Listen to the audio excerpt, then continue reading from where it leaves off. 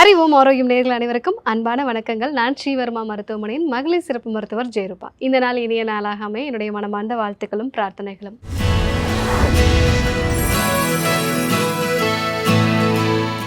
Hair fall, அதாவது முடி கொட்டுறது அப்படிங்கிறது இன்றைக்கி டீனேஜில் இருந்து வயதான நபர்கள் வரைக்கும் சொல்லக்கூடிய ஒரு முக்கியமான பிரச்சனையாக இருக்குது. அதுலேயும் ஆண் பெண் இருபாலருக்குமே இந்த பிரச்சனை இருக்குன்னு சொல்லலாம்.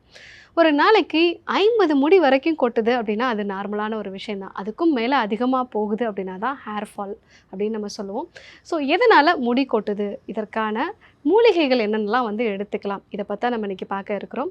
ஸோ முடி கொட்டுறது அப்படிங்கிறது ரொம்ப காமனாக இப்போ நம்ம பார்க்கக்கூடிய ஒரு விஷயம் பார்த்திங்கன்னா ஹார்மோன் சம்மந்தமான பிரச்சனைகள். ஸோ ஒரு டீனேஜில் இருக்கக்கூடிய பெண்களாக இருக்கட்டும், இல்லை ஒரு நடுத்தர வயதில் இருக்கக்கூடிய பெண்களாக இருக்கட்டும், பிசிஓடி, தைராய்டு மாதிரியான பிரச்சனைகள் இருக்குது, எண்டோமெட்ரியோசிஸ் மாதிரியான பிரச்சனைகள்லாம் இருக்குது அப்படின்னா முதல் சிம்டமாக அவங்களுக்கு முடி கொட்டுறது தான் பார்க்குறோம். அதே மாதிரி புதிய முடிகள் வளர்றதே இல்லை அப்படின்னு சொல்லுவாங்க. இது ஹார்மோன் சம்மந்தமான பிரச்சனைகளால் வர்றது. ஏன்னா ஒரு பெண்ணோட உடம்புல ஆண் தன்மைக்கான ஹார்மோன்ஸோட அளவு அதிகமாக இருக்குது அப்படின்னா அவங்களுடைய தலையோட முன்பகுதியில் கொஞ்சம் கொஞ்சமாக முடி கொட்ட ஆரம்பிக்கும்.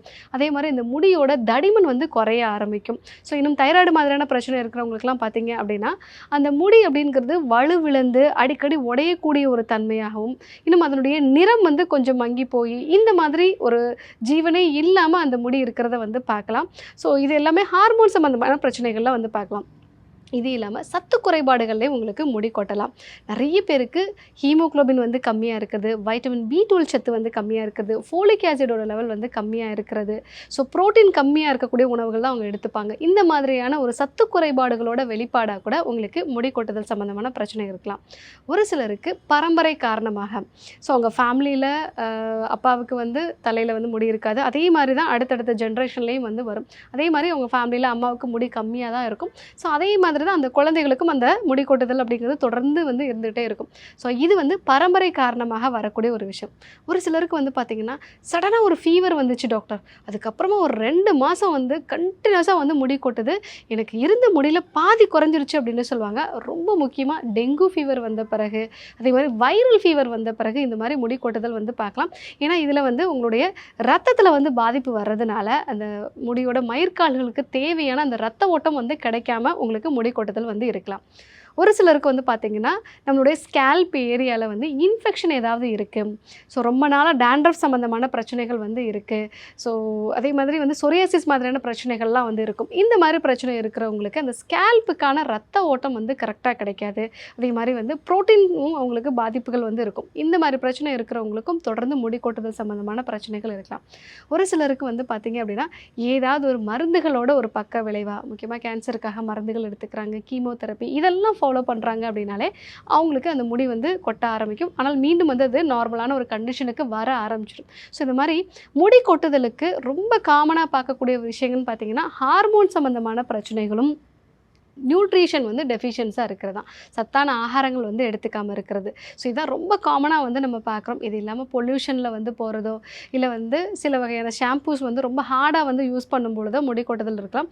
இன்னும் சில பேருக்குலாம் நம்ம பார்க்குறோம், ஒரு நடுத்தர வயதில் எனக்கு நிறைய முடி கொட்டுது டாக்டர் அப்படின்னு வருவாங்க. அவங்களுக்கு பிளட் சுகரை செக் பண்ணி பார்த்தோன்னா ரொம்பவே அதிகமாக இருக்கும்.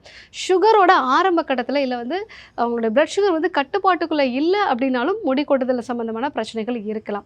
ஸோ இந்த மாதிரியான காரணங்களால் உங்களுக்கு முடி கொட்டுதல் இருக்கும்போது உணவுப் பொருட்களை பொறுத்த வரைக்கும் ஹார்மோன் சம்மந்தமான பிரச்சனைகள் இருக்குது. அதே மாதிரி நல்ல ஒரு சத்துக்களும் எடுக்கலை அப்படின்னா நீங்கள் காலை நேரத்தில் 2 நாட்டுக்கோழி முட்டை எடுத்துக்கலாம். இந்த நாட்டுக்கோழி முட்டை அதிகப்படியான புரோட்டீன் இருக்கக்கூடியது. அதே மாதிரி இதனுடைய மஞ்சள் கரையில் கோலின் அப்படிங்கிற ஒரு சத்து இருக்குது. ஸோ இது அந்த ஸ்கேல்ப்புக்கான ரத்த ஓட்டத்தை அதிகப்படுத்தும். அதே மாதிரி அதில் இருக்கக்கூடிய பயோட்டின் அப்படிங்கிறது ஹேர் க்ரோத்தை அதிகப்படுத்தும். அதே மாதிரி காலை நேரத்தில் தேங்காய் பால், அந்த தேங்காய் பாலோட கருவேப்பிலை, ஒரு கைப்பிடி அளவுக்கு தேங்காய் துருவல், அது கூட ஒரு 10 கருவேப்பிலையோட இலைகள் சேர்த்து நல்லா அரைச்சிட்டு நம்ம வடிகட்டி காலையில் வெறும் வயிற்றில் நம்ம எடுத்துக்கலாம். ஸோ இந்த தேங்காய் பால் அப்படிங்கிறது நல்ல கொழுப்பு இருக்கக்கூடியது. அது நம்மளுடைய தலைக்கு தேவையான அந்த ஒரு ட்ரைனஸ் இல்லாமல் அங்கே ஒரு நல்ல ஒரு லூப்ரிகேஷனை கொடுக்கும். அது மட்டும் இல்லாமல் அது சத்துக்களையும் நிறைய கொடுக்கக்கூடியது. கருவேப்பிலை நம்ம எல்லாருக்குமே தெரியும், நிறைய இரும்பு சத்து இருக்குது. ஸோ அது மட்டும் இல்லாமல் அதில் அந்த பச்சையம் வந்து இருக்குது இல்லைங்களா, ஸோ அது வந்து பெஸ்ட் ஆன்டி ஆக்சிடென்ட் வந்து நம்ம சொல்லலாம். நிறைய பேருக்கு ஸ்ட்ரெஸ்னால வந்து முடி கொட்டுதல் இருக்குன்னு சொல்கிறவங்களுக்கு இது ஒரு பெஸ்ட்டான ரெமடியாக வந்து இருக்கும். ஸோ ரெகுலராக நம்ம காலை நேரத்தில் வந்து இதை பயன்படுத்தலாம். இது இல்லாமல் ஹீமோகுளோபின் வந்து ரொம்ப கம்மியாக இருக்குது, ரொம்ப டயர்ட்னஸ் இருக்குது, ஒரு ஃபீவர் வந்தது, அதுக்கப்புறமா எனக்கு முடி கொட்டுதல் சம்மந்தமான பிரச்சனைகள் இருக்குது அப்படின்னா நீங்கள் நட்ஸ் வகைகள், அத்திப்பழம் இது எல்லாத்தையுமே வந்து ஊற வச்சுட்டு காலையில் அதை நல்லா ஒரு ஸ்மூத்தி மாதிரி அரைச்சிட்டு அதை வந்து நம்ம சாப்பிட்லாம். இல்லை செவ்வாழை வந்து ரெகுலராக வந்து எடுத்துக்கலாம். ஸோ இது உங்களுக்கு தேவையான அந்த மைக்ரோ நியூட்ரிஷன்ஸும் வந்து உங்களுக்கு கிடைக்கும். அதே மாதிரி பெஸ்ட் ஆன்டி ஆக்சிடென்ட்டாகவும் இருக்கிறதுனால ரத்த உற்பத்தியும் வந்து உங்களுக்கு அதிகமாகும். முருங்கைக்கீரை சூப்பும் வந்து நம்ம அடிக்கடி வந்து எடுத்துக்கலாம். ஸோ இந்த மாதிரியான உணவுகள்லாம் நீங்கள் வந்து எடுத்துக்கிட்டீங்க அப்படின்னாலே உங்களுடைய அந்த முடி வளர்ச்சியை நம்ம வந்து அதிகப்படுத்திக்கலாம். ஸோ நிறைய பேர் வந்து நான் நிறைய விஷயங்கள் வந்து ஃபாலோ பண்ணிட்டேன் டாக்டர், ஷாம்பு வந்து ஃபாலோ பண்ணிட்டேன், நிறைய வந்து நான் டயட்டு கூட வந்து ஃபாலோ பண்ணிட்டேன் அப்படின்னு சொல்லுவாங்க. ஆனாலும் எனக்கு முடி கொட்டுதல் வந்து தொடர்ந்து இருந்துக்கிட்டே இருக்குது அப்படின்னா உங்களுடைய தூக்கம் எப்படி இருக்குங்கிறத பாருங்கள். ஏன்னா தூக்கம் அப்படிங்கிறது கரெக்டாக இருந்தால் தான் உங்களோட உடம்புல வந்து அந்த ரீஜெனுவேஷன் அப்படிங்கிறது, அதாவது கழிவுகளை வெளியேற்றி வளர்ச்சிக்கான சில ஹார்மோன்ஸ் அப்படிங்கிறது நமக்கு நைட்டில் தான் வந்து கிடைக்கும். க்ரோத் ஹார்மோனாக இருக்கட்டும், மெலட்டோனினாக இருக்கட்டும், இந்த ஹார்மோனெல்லாம் உங்களுக்கு சரியாக கிடைக்கல அப்படின்னா முடி கொட்டுதல் தான் ஆரம்ப கட்ட அறிகுறியாக வந்து இருக்கும். ஸோ அதனால் நல்ல இரவு தூக்கம் அப்படிங்கிறது அவசியமான ஒன்று. ஸோ இந்த விஷயங்களெல்லாம் வந்து ஃபாலோ பண்ணுங்கள். ஸோ இதுலேயும் எனக்கு முடி கொட்டுதல் வந்து சரி ஆகலை அப்படின்னா நீங்கள் நீலி, அதே மாதிரி வந்து நெல்லிக்காய், இந்த மாதிரி நிறைய மூலிகைகள் சேர்ந்த கேஷ்ய அமிர்த கேப்சூல்ஸும் கேஷ்ய அமிர்த ஹேர் ஆயிலும் வந்து யூஸ் பண்ணலாம். ஸோ இதை வந்து பயன்படுத்தி நிறைய பேருக்கு நல்ல ஒரு முடி வளர்ச்சி வந்து வந்திருக்கு. ஸோ இதையும் வந்து நீங்கள் பயன்படுத்தும் பொழுது உங்களுடைய இந்த ஹேர் ஃபாலை கண்ட்ரோல் பண்ணிக்கலாம்.